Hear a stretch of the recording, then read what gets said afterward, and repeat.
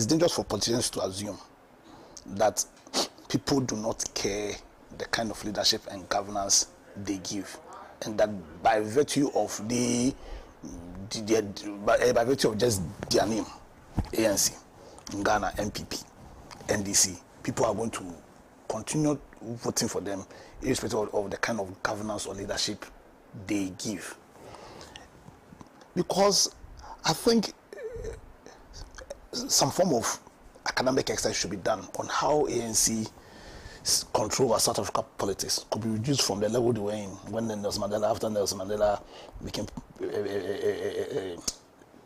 free and then started leading them, to a stage where they have to enter or attempt or even think about entering into some form of alliances with people who represent values very adverse to the values that ANC is known to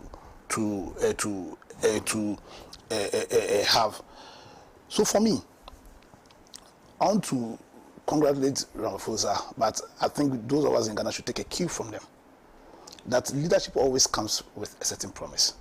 The promise to deliver some, or to deliver for its citizens at least certain basic things, as in quality healthcare, quality education, create a system where their economic aspirations can best be met. And that if these promises are not met, then a time will come where the people would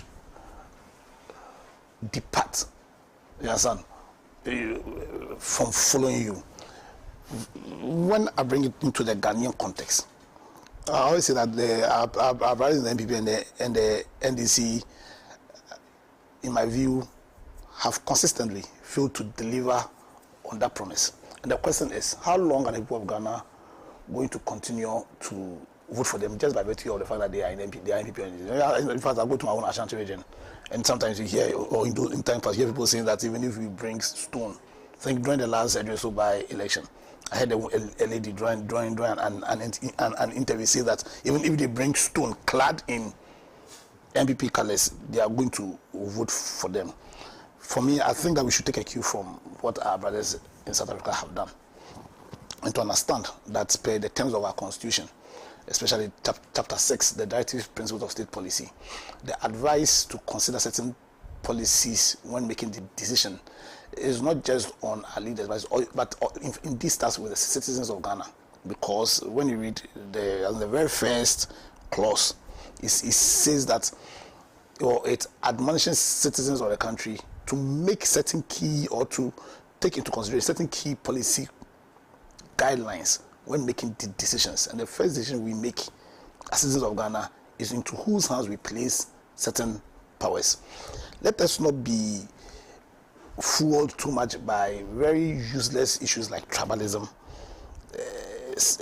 what's called ethnic considerations, religious, and let's look at what or who can deliver what will represent our common good, taking into consideration the policy advice as has been enshrined in our constitution, and take decisions that would represent what is in the best interest of this country. That same advice has been given to our political parties. Consistently they failed. Have instances where people go and take money and take decisions which clearly would not benefit our country. You understand? Let them think deeply about what represents our common interests and make those decisions. But having said that, I want to extend a congratulations to His Excellency Ramaphosa, and I hope he learns, and the ANC as a political party learns a massive lesson from what is happening, and ensure that they deliver leadership that will be in the interest of South Africa, that will be in the interest of all black people, that will be in the interest of our collective destinies as Africans. Thank you. Well, thank you very much, Mr. Pratt. Well, I mean, first of all, on the surface, it does appear that things are very calm in South Africa. In fact, Cyril Ramaphosa himself has said that this is a victory for South African democracy. I think we need to look beneath the surface And if we begin to look beneath the surface, what it reveals is frightening for South Africa, for Africa as a whole, and for the progressive movement worldwide. You have to understand, ANC is an alliance, and that alliance involves the Communist Party, the trade union movement, COSATU, and others, and so on. But principally, it's ANC, the Communist Party, and COSATU. Now, this alliance is built on core principles, and those core principles include black empowerment. It includes a pro-labor policy, and generally an anti-imperialist, anti-racist, outlook. Now, the alliance with the Democratic Party, the DA, clearly undermines all of these values. So the ANC, as we knew, is not the ANC which is today led by Cyril. It's a completely different ANC. You also have to understand that in the lead up to the negotiations for the that any alliance with the Democratic Alliance, is a no-no. Yeah. They made it quite clear that they will not countenance an alliance with the DA. COSATU is clear on the core principles which make the ANC a pro-labor, political party and so on. Now, I read a statement which was issued by the Communist Party on this alliance, and the Communist Party makes it clear that, look, we were opposed to the alliance. However, in the negotiations, it became clear that the economic freedom fighters and MK and others were intent on destroying the ANC and therefore were not ready to compromise. And for that reason, we are ready somehow to accommodate this alliance. Nonetheless, the national leadership of the Communist Party is meeting, I think, today in order to take a position, and nobody knows what the position is likely to be. Now, if you take the DA is clearly against black empowerment. Clear against black empowerment. The DA is anti-labor, clearly anti-labor. Now, for those of us who have argued that the ANC deserves some sympathy because of its foreign policy and so on, that itself comes into question. Because if you take the DA clearly supports Zionist apartheid Israel. And that is to be understood because the DA has its roots in the apartheid institutions of the past. So the DA is not comfortable with the foreign policy of the ANC, which includes a vigorous resistance to Zionist apartheid and so on, which includes support for the Sahrawi Arab Democratic Republic, the Western Sahara question, and so on. So even the foreign policy of the ANC is diluted by this process. Yeah. Now, what is the future for the ANC in the midst of all of this? My take, and my take as someone who believes in the principles of anti-imperialism and so on, is that even the foreign policy values for which we're ready to credit the ANC has been destroyed or is in the process of destruction. Now, I don't see how, unless there's a miracle, a very high level of opportunism, how the Communist Party of South Africa can remain in this alliance if the DA pursues its anti-labor, pro-racist and apartheid policies, and maintains its stance against black empowerment. Clearly there's a crack, and that crack is likely to deepen. Now, for COSATU, COSATU has undergone many changes, and one of those changes has involved the expulsion of the Metal Workers Union of South Africa, NUMSA, which is one of the largest trade unions with a membership of about 500,000 and so on.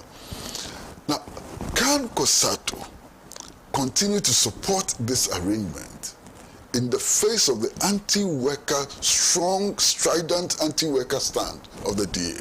I'm not sure.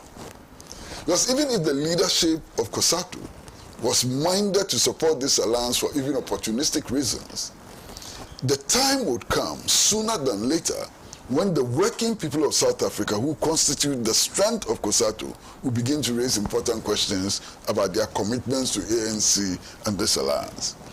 So this alliance enables Ramaphosa to continue as president of South Africa and leader of the ANC. But is that the issue? Yeah.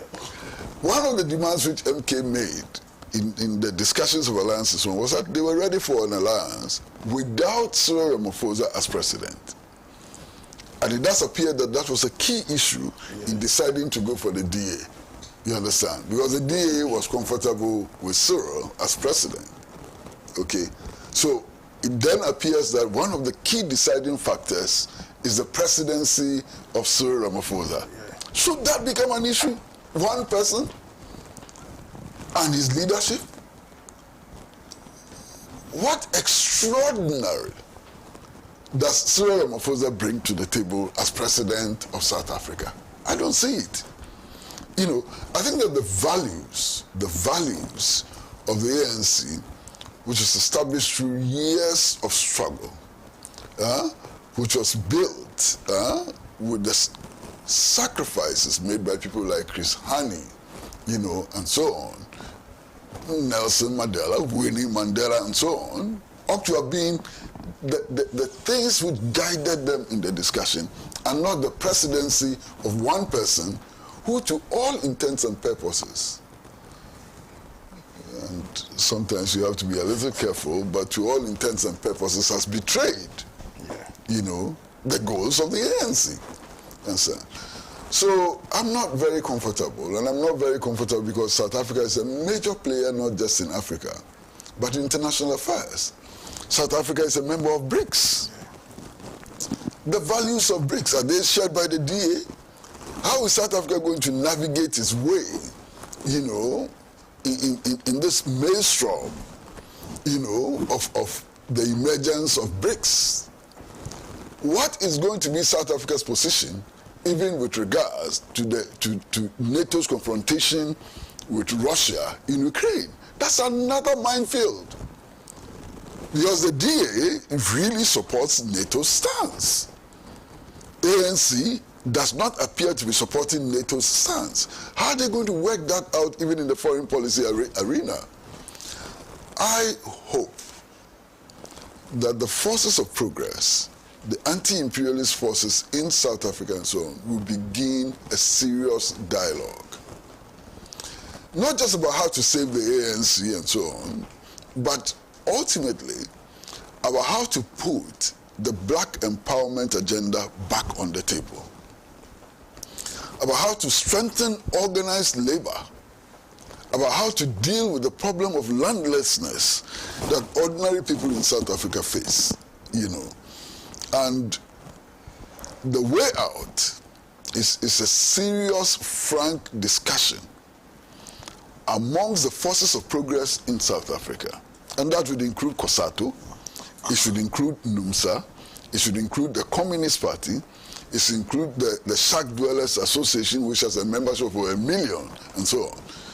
The future of South Africa would depend on the extent that these components, parts of the broad progressive movement in South Africa, are ready to reach some compromise on the way forward for South Africa. Otherwise, my prediction is disaster. Disaster looms ahead of South Africa. And don't forget that all the Western commentators, the imperialist forces and so on, were clearly opposed to any alliance with MK and the EFF on the grounds that they will radicalize domestic and foreign policy. So this alliance with the DA is in clear that is against radicalization. It's against the emergence of policies which will deal with the core problems which have made the ANC so unpopular.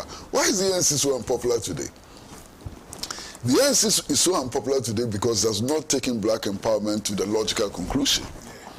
The ANC is so unpopular today because the land question in South Africa has not been resolved.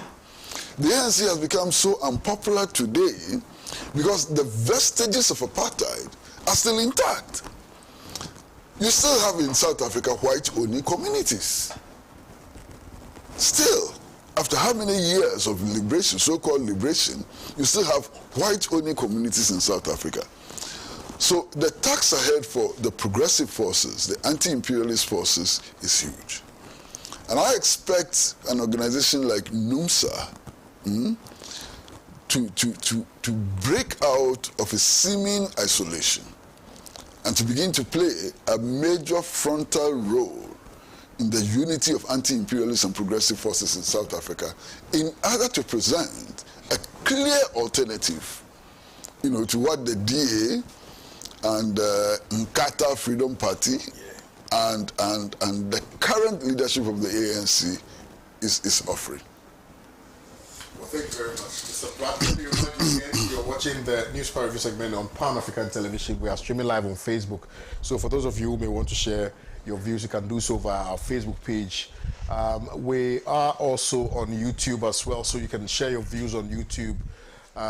And I will be glad to read them out for you. The WhatsApp number is on your screens now, so you can share your views via WhatsApp as well. We just dealt with the issue in South Africa. Cyril Ramaphosa sworn in as South African president. We're coming back to Ghana to discuss our own internal matters.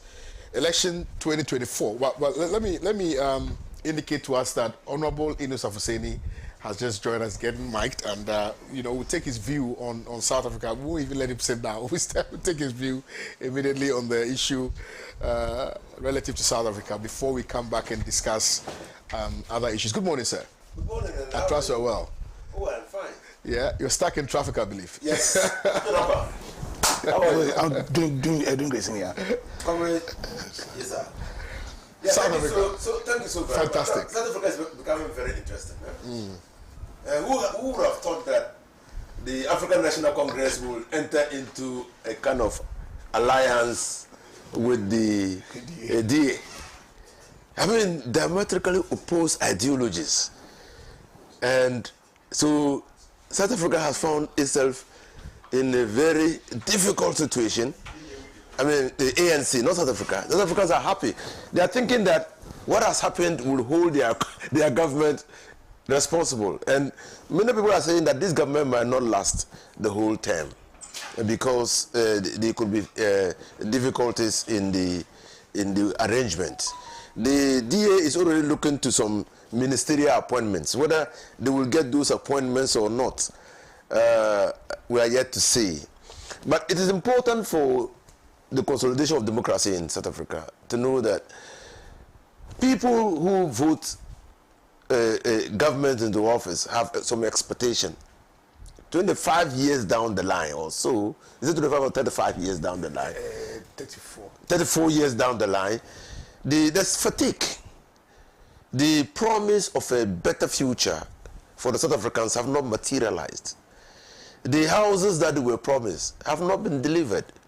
Squalor and poverty is still staring them in the face. Now you can't continue dancing on political rally platforms and rallies and think that the people will vote you into power. They do so because, like our constitution says, because of the promise of equality of opportunity and then prosperity. And so if they are not getting the equality of opportunities and prosperity, they are entitled to take a course. But whatever be the case, let's watch. The South African political system is different. They are a presidential system, but the president is elected by an electoral college. He doesn't owe responsibility directly to the people. His mandate is not derived directly from the people. His mandate is derived from the people's representatives in parliament. So it's virtually like a prime minister, something, but they call it the president of South Africa. Let's watch and see how that will work out. Thank you very much, Honorable. Let me stay with you again because the next topic actually is in your backyard. It's got to do with the NDC and the fact that you have unveiled your campaign team. Yes. some key people in your party are missing, and it has become a matter of concern for the Daily Guide newspaper, together with some other newspapers. I've seen it on some the front pages of some newspapers as well. Haruna Muntaka missing. So let me start with you on that. But again, let me just read the preamble. It says, ahead of the 2024 presidential and parliamentary elections, the National Democratic Congress has unveiled its national campaign team, with some critical members of the party being left out. This follows a functional executive committee meeting that finalized the team on Tuesday, June 18, 2024. Former minority leader Haruna Idrisu and former minority chief whip Mohamed Mubarak Muntaka were visibly missing from the list announced by the NDC General Secretary Fifi Fiavi Kwete. Honorable. Yeah, so yesterday was not yesterday, the whole decision happened on Tuesday, 18th of June 2024. We are virtually level 5 months to the elections. What happened on Tuesday is a direct indication of the battle readiness of the NDC. From Tuesday, when the national campaign team was constituted, up to the 7th day of December, is going to be battle. Now, all political parties have a calendar, a strategy, a way of working themselves into the hearts and minds of the people. So you do them slowly. You do it in such a way that you don't rush things out. You want to put your best foot forward. There must also be a formula for doing things. I mean, you can't just decide like the MPP did, we're pulling people together, even if they are dancers or artists or whatever. No, there must be a formula. So for the campaign, the structure has clearly emerged. Sitting at the top of the campaign is the leader and flag bearer of the party, John Dramani Mahama. Then there's a coordinating group that the national campaign team will report to, okay, which has to be Kwachi, Chairman Asirin Katia, and others, and others in that group. Then we have the national campaign group, which has the campaign team of the flag bearer when he was looking for the mandate of the delegates of the NDC to lead the party.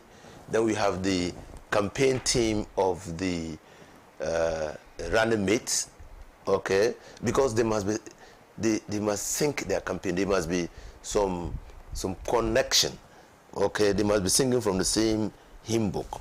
Then you have the officers of the National Executive Committee occupying substantive positions in the party. Then you have the minority leader of the party, and so you have the representative of the cadre corps, okay. You have a representative of which is a branch of the party, the cadre corps, a very important stakeholder within the party, taking it from our historical antecedents. Then you have a recently formed professional forum. That is, the professionals within the party have come together to establish a forum, which in the last Congress was made a branch of the party. And so they have a representative of the party in the national campaign team, and those to be reporting to Sam P. Yali was very instrumental in the formation of the Pro Forum. So he's up there immediately below the flag bearer. So this is the structure. Then I expect that after this you will have the regional campaign teams and then the constituency campaign teams. And the rollout will have been complete. Now, why is this so? It is important that in campaigning, the message is clear. What to do, the do's and the don'ts are very clear. And the national campaign team will be tasked with the responsibility of synchronizing the messages that we'll be sending out. Yes, so I also heard the complaints of people that the former minority leader Haruna Idrisu was not part of the campaign. Mutaka the former chief whip, minority chief whip, was not part. They could not be part because when you look at the whole campaign structure, there is no MP. There is no sitting MP apart from Atufosun, whose position on the national campaign team is because he is the minority leader, a key stakeholder of the party. Apart from that, there is no MP. So MPs have a role, and their role is to concentrate on, or MPs and PCs, their role is to concentrate on their various constituencies and deliver them. Haruna Idris, yes, he was a minority leader, but he's an MP. Probably if he was not an MP, that would have excused him and made a stronger case for him. But he's an MP. So his role will be to concentrate and deliver his constituency.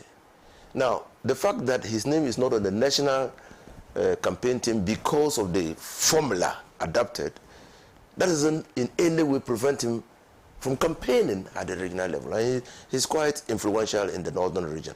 And so in the formation of the campaign teams at the regional level, I'm sure his voice is going to be very loud.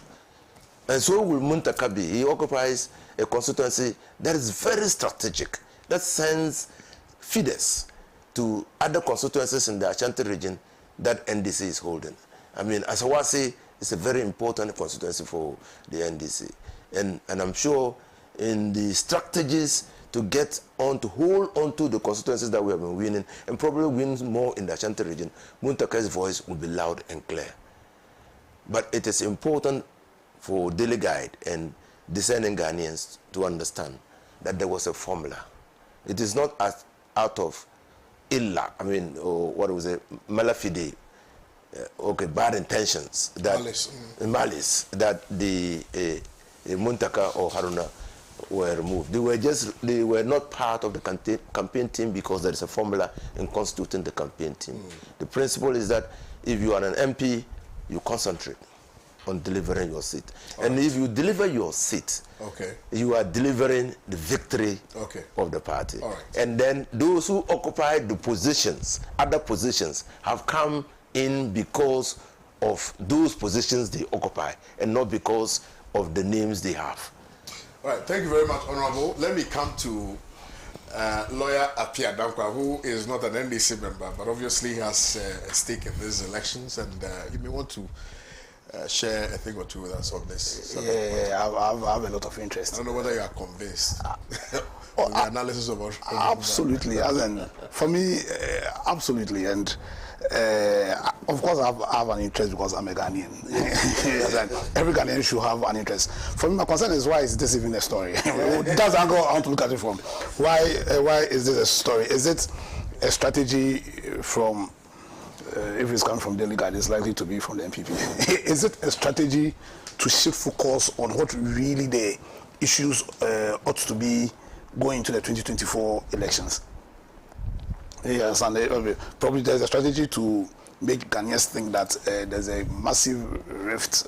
I'm not in this member, if there's a rift, I'm sure they themselves, that there's a massive rift within the NDC. They're trying to push through that conception that there is a rift between the NDC's presidential candidate and what's called Honorable Haruna Idrisu and Muntaka. How that message being pushed, how that will help the MPP's candidate, Alhaji Mahmoud Bawumia, to win the 2024 election, I don't know. Or how that's going to help as in push their agenda, I don't know. At the end of the day, what's most critical going to 2024 elections is, one, what kind of message, you understand, or what kind of proposal are you putting across that's going to attempt to solve what has been the perennial issues plaguing our country? See, in Honorable's earlier submission, he made a fantastic point about South Africa failing to deliver on the promise, or ANC failing to deliver on the promise of the fall of apartheid. And that being the reason why, for a party that had a massive hold on politics in South Africa, are now in a situation where they have to practically dine with the enemy. You understand? I think we find ourselves in a similar situation. Essentially, collectively as Ghanaians, and you see, and forgive me, I don't want to do MPP and NDC, but essentially they've been in power for the entire 32 years. We've collectively as people failed to deliver on the promise of democracy. Now, going to 2024 election, you have an issue where, based on what we all communicated, myself included, why there was a need to bring Nanado, and why Nanado told us why he felt he needed to bring Baumia. You get the point.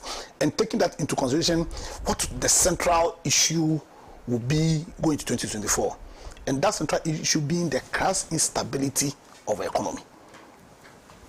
You understand? As in the circumstances that have led our currency to move from 4 cedis to almost 16 cedis. The issues that, or the lack of leadership, that has led to a lot of Ghanaians being classified as a poor, or the number of people who have been reduced into poverty. The lack of clear leadership, the ethics of leadership, issues that borders around our president sitting down for state properties to be sold. The fundamental breakdown in law and order in our country. You understand? And the fact that in this election you have a former president who was also a former vice president. You have a former vice president, or a current vice president, who was touted as the panacea to basically solve the economic problems, transform the economy, and deal with the Hatarization of the city. You know the Hatarization of the city. The Hatarization of the city. City na hata. The Hatarization of the city. So and these are the issues Ghanaians need to make a decision on going into the 2024 elections. Like I said in my earlier submission, there's a reason why the framers of our constitution felt the need to add the chapter 6, even though we know it's not justiciable. They felt that because of our peculiar situation, the fact that we have tried democracy 3 times and failed, they needed to advise the people of Ghana, the people who take leadership roles, and even the political parties. Because when you read the directive principles of state policy, the advice is not just to the president and the parliamentarians, but the advice also is to the citizens of this country and the political parties, that when you are taking decisions, be guided by these principles. One, the political principle, the economic principle, the social principle, educational principle, etc., and all the candidates putting themselves forward. Which of them has demonstrated an ability to take us closer to those ideals? Which of them has a program that can deliver or take us closer to the promised land of those ideals? And which of them has the credibility? And you see, the biggest problem, somebody like His Excellency Dr. Mahmoud Bawumia, I like to call him Abonsam Samana. One of the biggest problems he's going to face, one beyond the fact that he does not have any credibility, as in zero credibility, is the confusion in his message. We've all read the solution. He said some solution. The one he did at the IPS or UPS, both solutions. Yes, both solutions. Where at one point he was saying he was a mate, and at that point he was saying that he was the one tasked to be, as in to transform the economy, where he told Ghanaians the strategies he used to attempt to transform the economies. And we can all see the weakness in the attempts he made because of the state of the economy. So Ghanaians should not sit down and allow themselves to be swayed by inconsequential issues. As if NDC decides that they are not going to appoint Muntaka and Haruna Idrisu into GM's campaign, how is that an issue for the common Ghanaian? No, how's that an issue? You see, our common Ghanaians, we should open our eyes. We should not allow the politicians to cause us to lose focus on what the key issues of these elections are. You understand? Beyond the economy, the key issues, one of the key issues I see going into this election is the kind of leadership that will restore the confidence the people of Ghana have in our politicians. Because that's at an all-time low. That's at an all-time low. And it portends great danger for our constitutional democracy. When the people, because we should remember, it is a republic. It is a republic. The re being the sovereign, the public being the people. So immediately the people lose confidence in this system, then it's finished.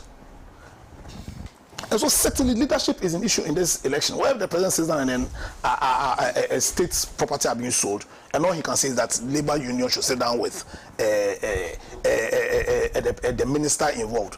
When people clearly do not understand that when you are in public office, there's a public trust created in you, which means that you cannot be seen to be benefiting economically from your position. And that principle inform the conflict of interest issues. And all these issues are up for this election.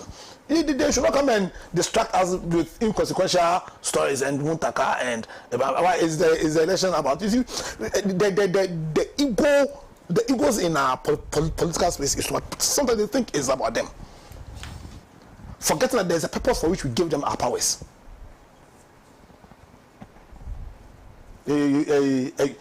Listen, my call is on Ghanaians. We should open our eyes.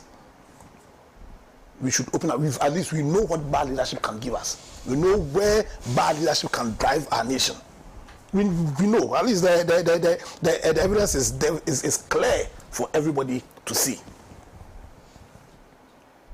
Over the past 8 years, we've been dealt a leadership that's premised on fraud, on lack of commitment, a leadership that is based on ethnocentrism. Also, everything that our country was built on, the foundations of this country, as in when Kwame Nkrumah struggled to forge one Ghana, where your tribe didn't matter, it was suddenly decisions that borders on leadership. In fact, we see tribal issues coming to the fore. And you see, I know people don't see that, but I mean, I see that way. That's a fundamental failure of leadership. That's a fundamental failure of leadership, because when you read the directive principles of state policy, because of the peculiar nature of our country, and when you're a leader, it should be one of your core aims, you understand, to further deepen the unity. You understand? Your dedication should be in creating that Ghana where, as we reach a stage where people won't even ask you, or there will be no need to ask you in front of free. But all these issues right now is being destroyed, and they want to cause us to lose focus by bringing an inconsequential story like what is it? Harun Iddrisu not being in Mohammed's campaign team. For me, that's my problem. And I'll call on a journalist. Or you yourself, you say you are the fourth estate of this country. That's what they say. You have arrogated powers onto yourself, and rightly so. Because if we agree that you need the right political culture to sustain our democracy, then one of the most powerful institutions in that end are the journalists, because they have the peculiar power to mobilize public opinion. And then when you have gotten that platform, and you're using that platform to perpetrate stories that will undermine. So right now it's like who is fighting for Ghana? I mean, the way I see things is like people are just interested in their MPP and their NDC and their political parties. Who is fighting for Ghana? Nobody seems to think about Ghana. Forgetting that if you don't have a strong Ghana, if you don't have the right culture, if we don't have the right values and principles, then everything, all these things everything we are doing will come to naught. So, as not to talk for me, I just call the people of Ghana because really they have the power. We have the power.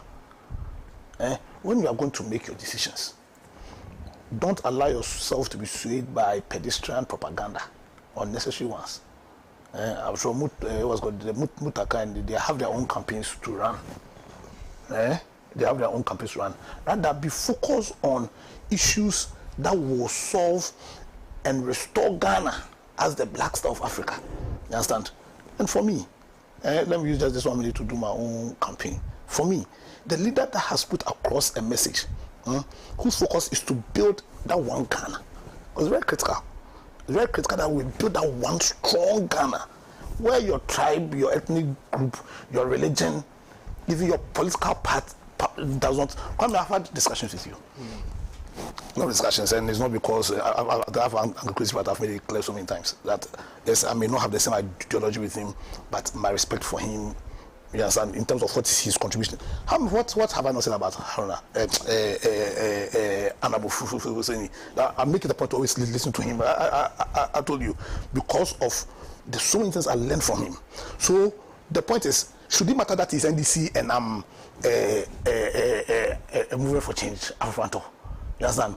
You need to build a Ghana where it doesn't matter the political coloring of people. Once they have the talent, you understand, they have the wherewithal, and most importantly, they have the commitment to build this country. We should all come together and build our country. Because right now, if I want to take all the political parties in this country, in terms of idea, it's very fluid. I don't see a difference really in terms of the ideas, the ideology. When you take the NDC and NPP, really, when they come, what fundamental change do we see in terms of even idea where the country is going?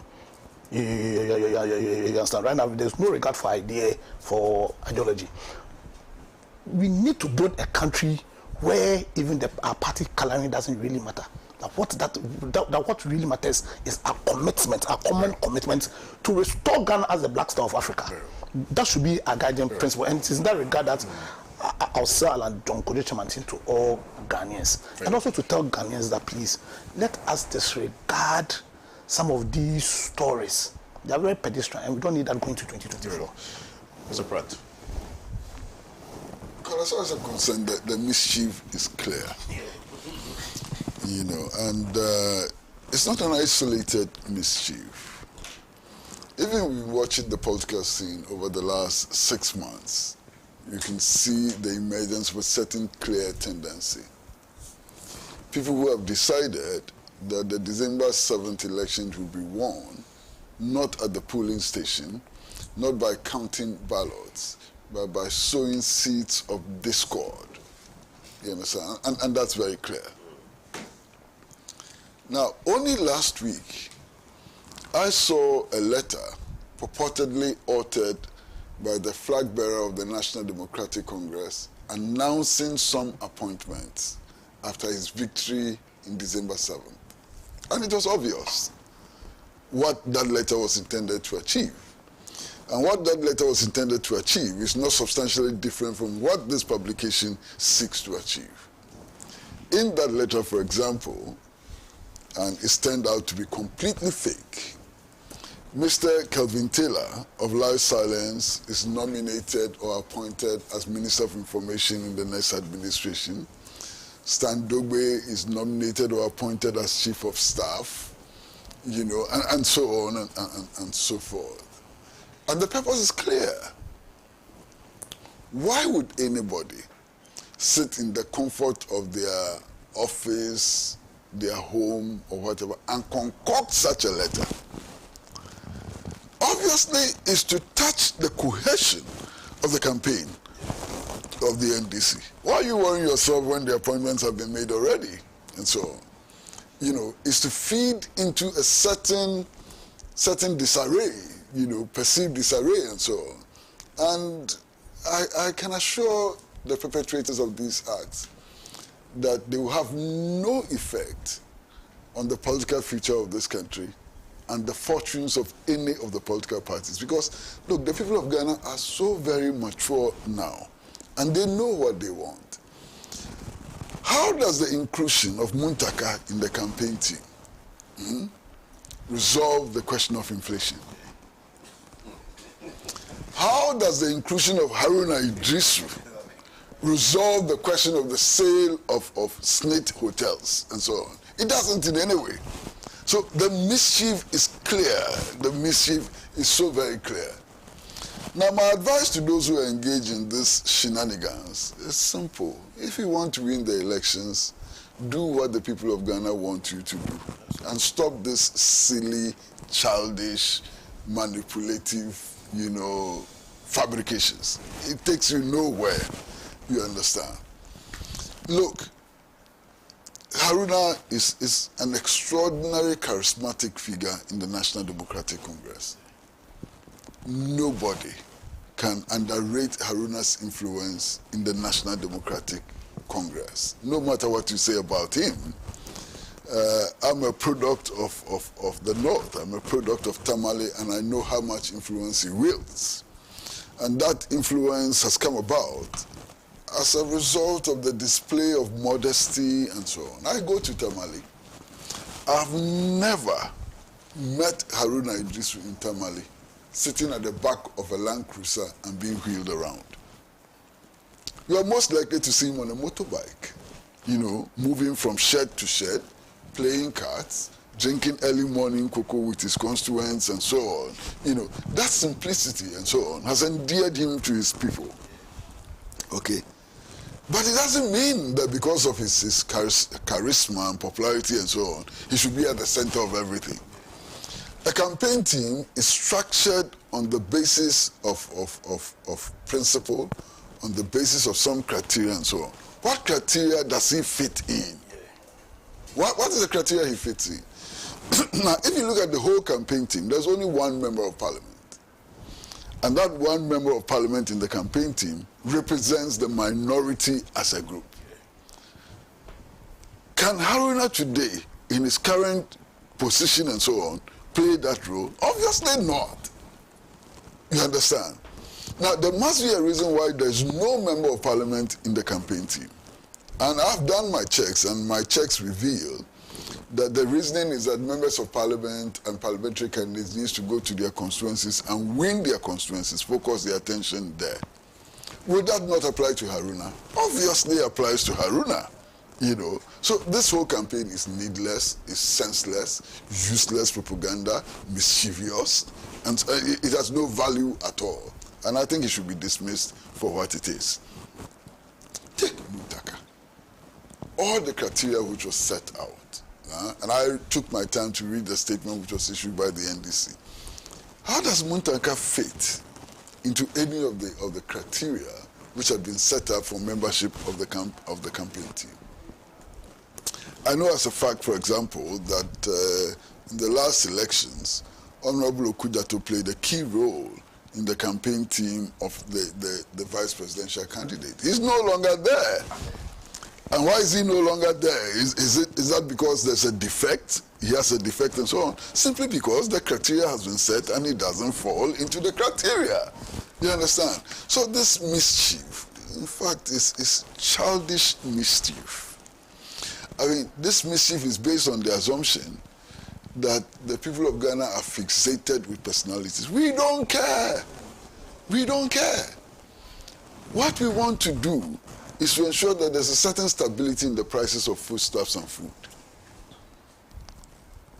Price of kenke is escalating, and it has escalated to the extent that now, if you buy kenke in some place, you have to buy the pepper. You understand? You buy your kenke, you buy the pepper. That's what we are worried about. You understand? We are worried about the fact that today, the hospitals are not working. The government hospitals are not working because of the strike by lab technicians and so on. We are worried about that. You understand? So those are our worries. I'm sure that we'll come to discuss the state of the economy very soon. So those are our worries, not about whether Haruna Idrisu is playing a role or is not playing a role. Very soon, they will come up with another story, and you mark it on the wall, that those who contested John Mahama for the flag bearership are not playing any role. Where is Kojo Bonsu? Where is Kojo Bonsu? It's going to come up very soon and so on. These are useless, needless, mischievous, pranks, which are not going to take anybody anywhere. I think we better drop it. This is useless, absolutely useless. Useless propaganda. It's mischievous. It doesn't address the core issues you know, that Ghanaians are confronted with. Absolutely useless. Throw it away. Well, thank you very much. You can share your views with us here via Facebook and via our WhatsApp number as well. It's on your screens now, so you can send your messages via that channel. But let me start with you, lawyer, on the next topic. The search is over. Snapo? NIB. What search? What? For running mate. Running mate. The meat. Yes. But the guy who's searching for it is just a meat. I don't know why. And then he said, NIB has finished the search. Yeah. Why NIB they have the powers to. And who did they settle on? Napo Matthew Opoku Prempe, the current NIB minister. The same Napo who said we should do our timetable. We should bring a timetable. My timetable is ready. But see, I don't know why this vice president issue has become such a massive one within the New Patriotic Party. But for me, see, if you analyze critically the delay and the lack of regard for the terms of their own constitution, because I think per their constitution, the presidential candidate is sort of regulated as to when he ought to make or choose the vice president, because they have, so it's not as if he has unfettered powers to at his whim decide. I think he is limited per their own constitution. Now, the lack of regard for their own terms of constitution, for me, should tell Ghanaians something. That when you vote for His Excellency Dr. Mahmoud Bawumia, you have no regard for due process. Because you need to respect your own constitution. So if where he is not regarded, it should. Well, you see, we are going to make an analysis of the character, most importantly, especially because of, in my view, the lack of commitment being one of the biggest issues with His Excellency Nanado. He has no regard for their own constitution. Two, we are almost in July. You know, is the NIB telling us? But the vice president has not chosen officially who his running mate will be. Is it a case that he's unable to make a decision? Because when you are president, or one of the fundamental jobs of president is your ability to make decisions and make them quickly. You understand? So the vice president is unable to make a decision as to who his vice president will be. So now how is he going to make all that the numerous decisions? NIB does not have the power to, so I'm not even going to. They have done their own survey. That's what they are saying. And they're saying that majority of Ghanaians want Napo as his vice president's Bawumia's vice, not so. But NIB, what power do they have to make that decision? Yeah, you understand. But for me, that's what I'm saying. Let's look at the vice president himself, the person who wants to be president. The fact that one, in spite of the clear terms of their own constitution or their own policy, that is that you need to make your vice presidential choice at such a time. He's disregarded it. What he tells me that this is somebody who has no regard for principle, for due process. Two, the amount of time that he needs to make that decision also tells me that this is somebody, you understand, who struggles to make decisions, who is indecisive. Because you are going to elect him to a position where you need to make decisions as in, what does the president do? You are making decisions, you are policy and all, is decision making. If a decision as simple as this, because he's known that he wanted to be president of Ghana for a very long time. So he did not know the kind of people he would choose as his vice president. But most importantly, this vice president told us that he was just a mate. And so it means that when we are going to choose or going to vote in 2024, the most important consideration should be on the person of the president, of the candidate. See, I don't want to waste executive time and discuss Napo. I don't want to waste executive time and discuss NAPO. After all, we know NAPO. Ghanaians know NAPO, but the vice president is telling us that. So beyond how he's handled the energy sector, beyond how he handled the educational sector, you get a point. How he's handled himself in public life, the lack of, in my view, decorum in some of his utterances. You get a picture. Because how many people will know Napo? I hear people say, oh, he's good, oh, he's this, but how many Ghanaians are you going to meet? You meet more than 0.00001% of Ghanaians.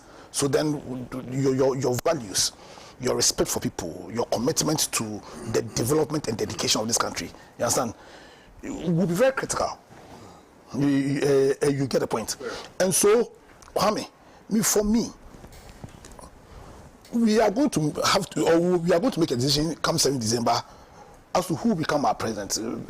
Bawumia himself has already told us that he has no regard for the position of vice president because he was just a mate. So Bawumia, when whoever is his vice, he has no regard for him. He has no regard for due process. And I think all these things are seen in how governance has been done.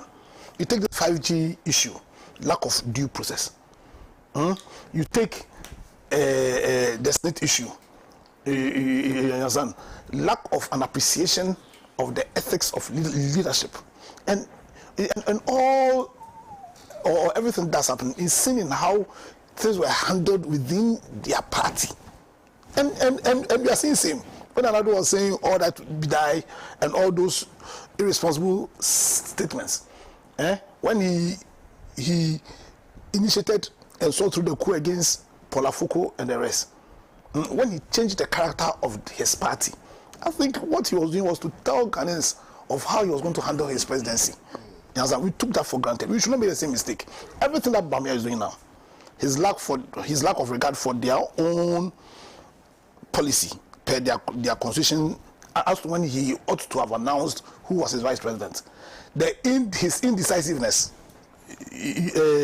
and what he himself has said regarding how he sees the position of vice president, for me, should tell Ghanaians how his presidency will be. I can assure you the presidency of Bawumia will lack leadership, will lack value, will lack principle, will lack commitment, and it is a danger, it portends danger for our constitutional democracy. So I call all Ghanaians. I call all Ghanaians. That the same way you will reject Abosam Samana, the same way you reject Don't Touch Me, we should reject His Excellency Dr. Mahmoud Bawumia and whoever he decides to choose as his vice president. Because if not for anything, Ghanaians need to make our politicians know that where you've delivered wrong leadership or bad leadership, there's going to be consequence. Because if we take that consequence away, then we are done. Thank you very much, Lawyer Piadagon. Good morning, Pan African TV. Please, I want to find out if Uncle Precipitan has written a book. If yes, how can I get one to buy? If no, I wish he writes one because he has a lot of knowledge on the history and politics of Ghana and the world. I want him to leave a legacy that the future generation can learn from. He's the reason I don't miss Elijah on Saturday and also Thursday morning discussions. I look forward to meeting him soon. But Toasty from Hohoi. Good morning to you, KOD. NPP can double their running mate. They will surely lose from Sir Rapture Sokode Bogame. Who? Okay. This biblical message. Good morning. Good. Okay. Well, let me come to you. I'll look for another message later. Let me come to you. Yes. Who has ever promoted a failed candidate? Yeah, because I mean, sometimes I just sit there and wonder. You have a government that has failed. Yeah. Failed woefully. Yeah. In the last Afrobarometer report, 8.5 out of 10 Ghanaians, so 9 out of 10 Ghanaians have said that this has failed and corruption is on the interest. If you say 9 out of 10, it means 90% of Ghanaians. 90% of Ghanaians include members, MPP. And then these people are still going around saying that they want to win the elections. I just don't know what is. I mean, no one will promote a failed candidate. A vice president, you have failed, and you say we should promote you to be the president. Where does it happen? Doesn't happen anywhere. I mean, master, no be so. If you have done well, and say, well, we have done well, so promote me. But you have failed, woefully. In fact, the day that he gave the key of the key to the cells that he had locked up the city to the IGP, I knew that he was on his way to failure. Because IGP keep criminals. The city is not a criminal. Then you lock the city up and give the key to the. I knew he was on his way to failure. And in the case, on a more serious note, I've read the NIB report. And if you don't have it, I'll send it to you. There's no way that the NIB has said, what's his name? Napo is the preferred candidate. In fact, they give a litany of problems that Napo has caused in the Ashanti region. They give a litany of problems that are, ensuing, developing between him and Aduchu. The use of money. They refer to his amorous lifestyle. Yep. In the report, I've read the report. And they have not concluded that he is the best candidate after giving all this. They actually, in the report, if you read it carefully, they actually are biased towards Kennedy Ohini Ajakum. And probably that's why Kennedy Ohini Ajakum has jumped onto the campaign bandwagon, because he had said that he was not going to campaign. He had said a lot of degrading things about the flag bearer of the MPP, but he suddenly jumped onto the campaign. Is he also read the report and seen that the NIB has given him some higher chance over all others? But I fail also to see the criteria. Master spoke about criteria. You see, governance is about processes also. There are certain things that you have to do. There are certain considerations you have to consider, or things that you have to take into consideration in choosing a running mate. So the running mate is complementary. It complements the flag bearer. So you look at the weaknesses of the running mate and choose a running mate who will complement you. So Nana Addo Akufo-Addo was very honest with us. In 2016, he said he knew absolutely nothing about the economy, even though his first degree was in economics. But he said that. He said he knew absolutely nothing about the economy. And that was why he was going to bring Bawumia amidst the objections of the party on the grounds that Bawumia was not a thoroughbred of the MPP. He said, no, this is the person. If we put the economy in his hands, because me, I know nothing about economy. So he was speaking from a point of view of weakness and appreciating that there was somebody who could complement his weakness and make him stronger. So what is Napo going to bring on board? Is it the Ashanti factor? Because what is he going to bring? He's a medical doctor. Or he's going to bring another, he's going to build another cardiothoracic center. I mean, so I fail to see the criteria. I just fail to see it. Okay, now, so if anything at all, because we have not chosen the flag bearer of the party from the traditional hegemony of the MPP, we must definitely reach out. Is that a consideration in politics? So you see the bankruptcy of the thinking. It's not about the ideas that person is bringing. It's about the person, where he comes from. If politics is reduced to this, then we are going to be in the doldrums for a very long time. It should not matter. I mean, if not, Nkrumah would not have been the president of this country. And he has been the best president. Have you ever heard of Nkrumah's family? Where they come from, Crawford? Where they come from? Where people... Have you ever heard about that? Have you ever heard of Nkrumah's house anywhere? No. Or his association with the royalty in the Inzima area. But look at what he did. An ordinary Ghanaian who had passion for the development of his country, who contributed immensely towards the foundational development of this country. And so, it's MPP. But let me end on this note. Master, you know when you are playing cards and you have the ace, what do you fear? NDC has the ace. So any card that they draw, we are going to subdue it. So it doesn't matter. Even when you are a lawyer, the Constitution places a time limitation.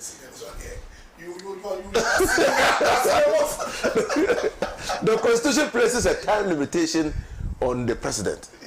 It says that the president can only run for 2 terms. But there's no time limitation for a vice president too, unless you read the vice president to include the president. But there's no time limitation. So in actual fact, Nana Akufo-Addo can turn around and become the vice president of because there's no time limitation on the vice president, and become the vice president to Bawumia. And I tell you, if he considers that, NDC will still beat Bawumia in the elections. Well, thank you, Honorable. I'm Michael Hayford from Winneba. I'm very impressed with how Mr. Pratt talked about Haruna and Muntaka's issue. Mr. Pratt is really an icon. I would love to meet him one day. Thank you very much. Mr. Pratt, please. You see, you guys have taken a certain angle. I'm not interested in that angle. My concern is about the bastardization of state institutions. The selection of a running mate is an internal MPP matter.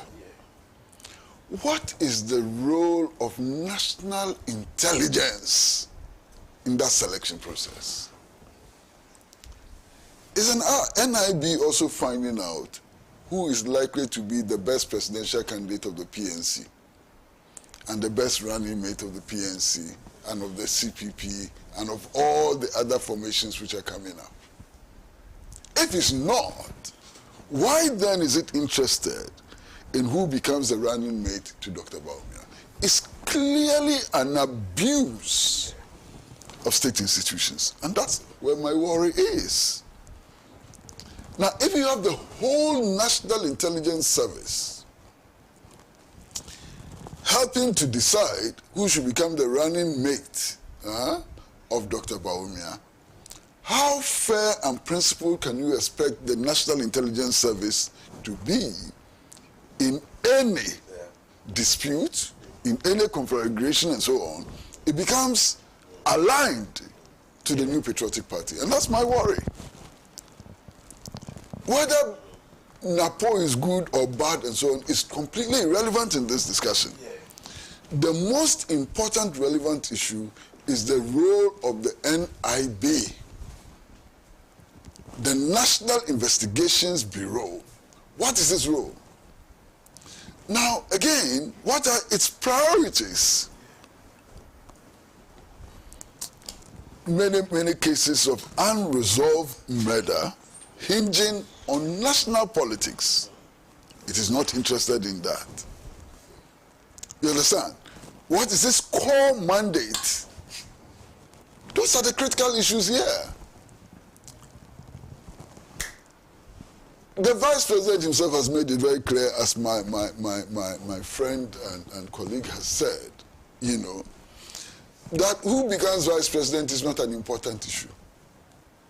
He himself has made it very clear. So I'm not going to waste my head on who he selects as his Vice President, given the fact that he's convinced that a Vice President is not key to the resolution of the many problems which confront our people. Why am I going to waste my time on whether it's NAPO or whether it's a Fiadonko or whoever?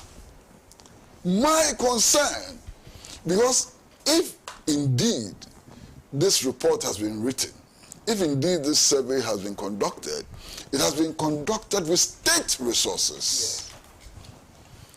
Is that a justifiable use of state resources? Is that a justifiable use of state resources and so on? In any case, in an era such as we find ourselves in, where the most challenged ministry today is the energy ministry, why would you select the energy minister as your running mate? You know, and there are so many things about this DANSO thing which haven't come out. And if they come out, they will speak to a level of incompetence which is unprecedented.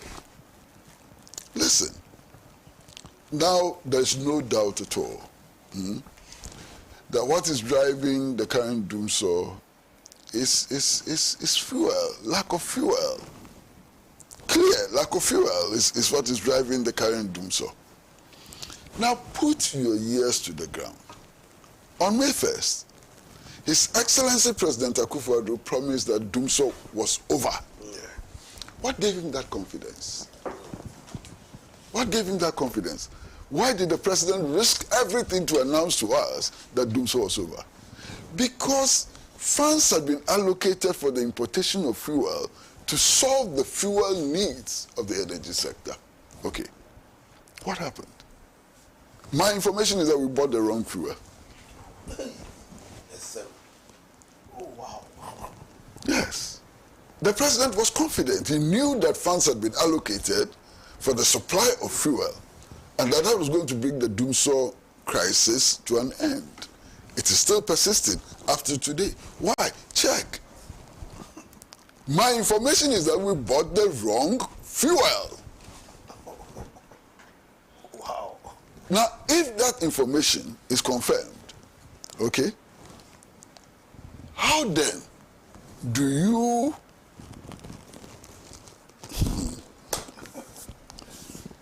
Master, I think I should stop here.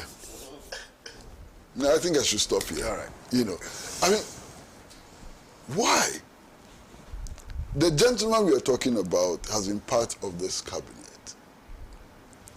E-levy, taxation, all the problems that we have today are decisions of a cabinet to which he belonged, along with Dr. Bawumia.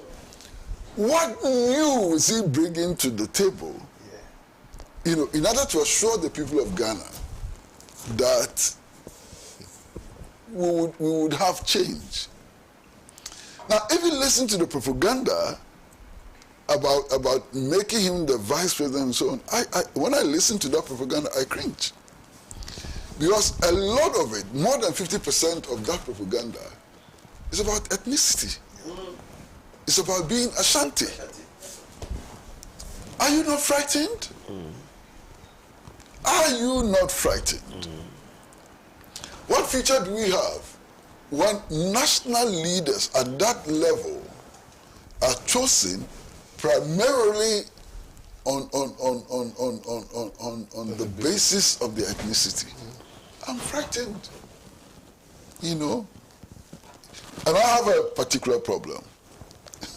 Somehow, because of what I have been, what I've done, what I continue to do, and so on, almost everybody in this process is a friend of mine. That's my headache. So I've decided to rise above that, because that is common to everybody. You understand? And therefore, I'm compelled to look at the critical national question. Yes. And when I look at the critical national question, NAPO brings nothing on board. Yeah. Absolutely nothing. Anyway. Well, let's look at our final topic this morning. Just when Mr. Pratt was talking about DANSO, we just experienced DANSO.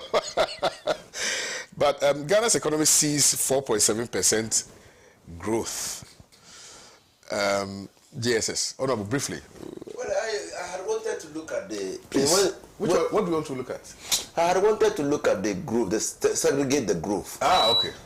And, but I've not gotten material to look at. Is it oil? Because is it oil side? Oh no, is it necessary to segregate any growth? It's important. The economy is, Ghana is bankrupt. Whether you segregate or you don't segregate, you are bankrupt. We are spending 128% of total national revenue on 3 line items: debt servicing, debt repayment, and public sector emolument. What growth? You are not able to pay your debt. We are frozen the payments of our debt, and we are talking about growth. Are we crazy?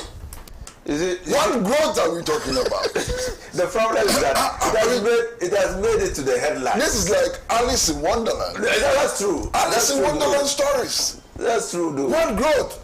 1%, 2%, 0.5%, and so what is that growth when we are bankrupt? So you see that's my concern. Because post-COVID, a lot of countries are coming out of recession. And if you look at the global warming statistics, the consumption of fossil fuel was highest in 2023. And because countries are trying to catch up and move out of recession. Now, so is it the case that our oil sector performed well? Because like Comrade has said, our country is collapsed. I mean, many industries are moving out of the country. I mean, inflation is almost out of control. Can you imagine, Mr. Pierre Dankwa, that we now celebrate 23% inflation? Unbelievable. Unbelievable. We celebrate it. Because we have moved from 54% to 23%, so we celebrate. But that's the point. That is. What do these figures mean in reality? Yeah. So that's what I wanted to, and to the hardship is really real, and you can feel it. In the last just few days ago when we celebrated the Eid al-Adha, you could see people struggling to provide meals at home, and everything had gone out of the roof. But again, let's come back and see what are they playing? What politics are, like you said, what propaganda are they playing? Yeah. They're trying to say that the country is recovering, and we must, as communicators, see exactly the cipher, look at the numbers, go into the fine details, and see how. So I would like to get a report of that. All right. And read. Greetings, spectacular Orokuti Sheikh KOD and the noble panelists. Belated Baraka the Salah to Alaji Inus Afuseni, AB Afuseni, Dr. Marzuk Dramani, and Hajia. I hope President Ramaphosa stands by his promise on the land returns for its citizens. Anyway, I love Uncle Pra's Big Watch. This is even from Progressive Forces Alliance. Right. Council. The big watch is no big deal at all. You can buy one by the roadside. So by the roadside, it's less than, I think it's 90 cedis or so. Yeah. In fact, I think my uncle Kwesi Fatier gave Like you saw the matter. No, he gave a perfect. It's all the matter over close. No, I see. But once again, you see, sometimes I remember when I started this my media things. I went to Kasapa, I think sometime 2021, and then I went to talk about economy, GDP is this and growth is that, and then the host asked me, so what does all the figures I'm banding around, or what does it represent to mean to the common man on the ground? Because at the end of the day, you see, my wife went to the market. Myself, I intend to go to Awushi, coming, not the Saturday, the Saturday after, because that's when you see the real state of our economy. Basket of tomato. Pepper. They count it. They count to one pepper for 1 cedi. They count pepper. 10 cedi pepper, you get like 10. Yeah.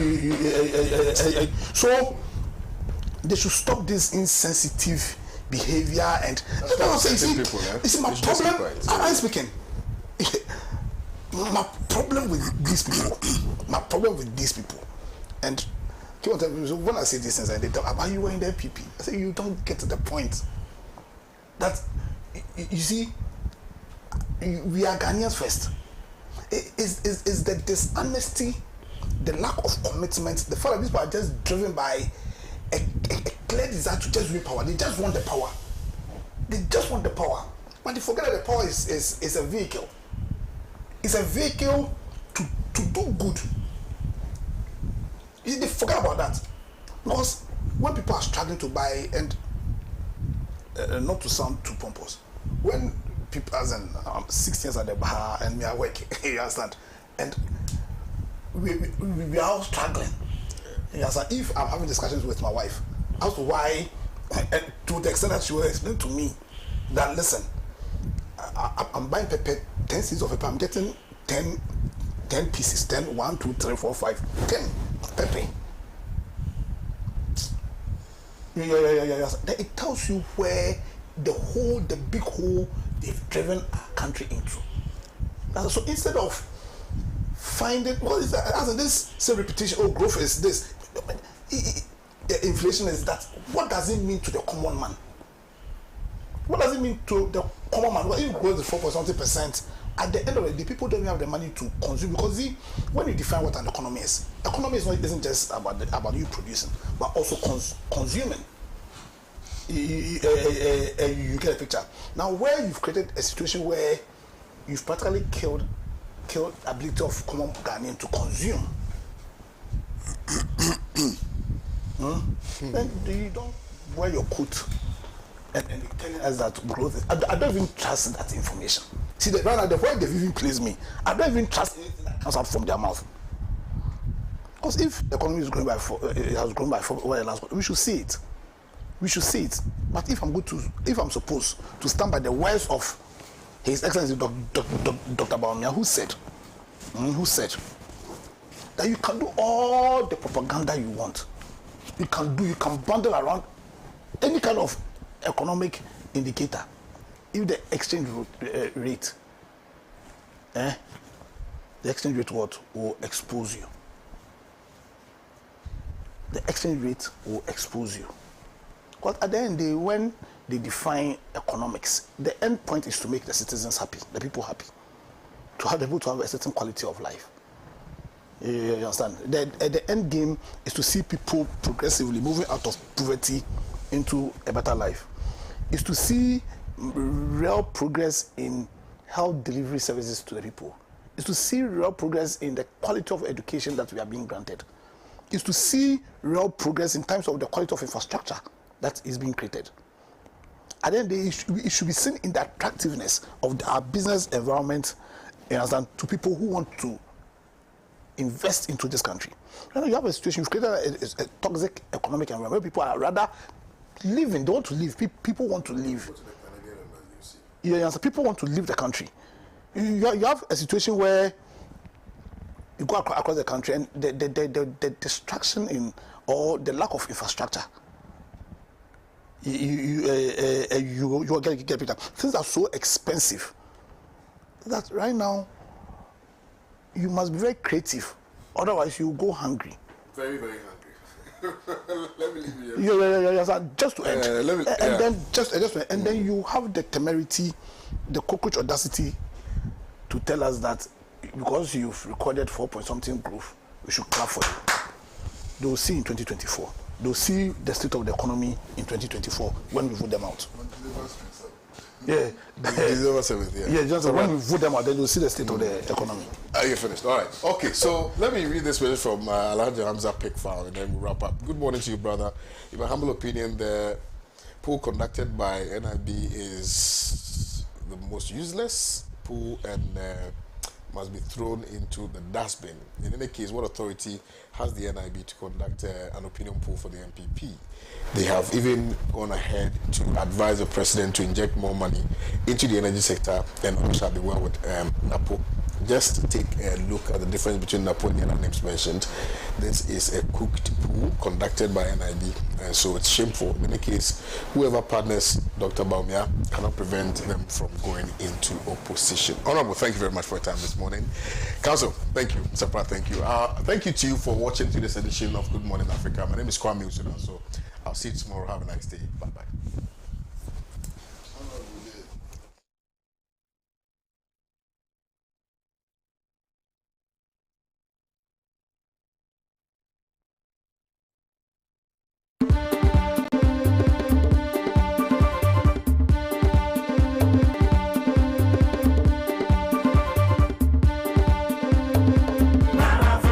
Truly African.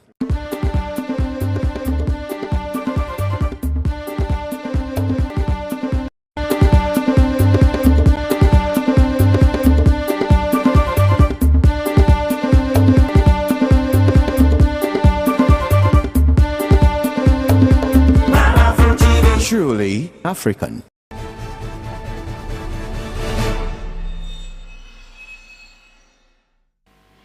She's a style coach, and she's a sex coach when you need one.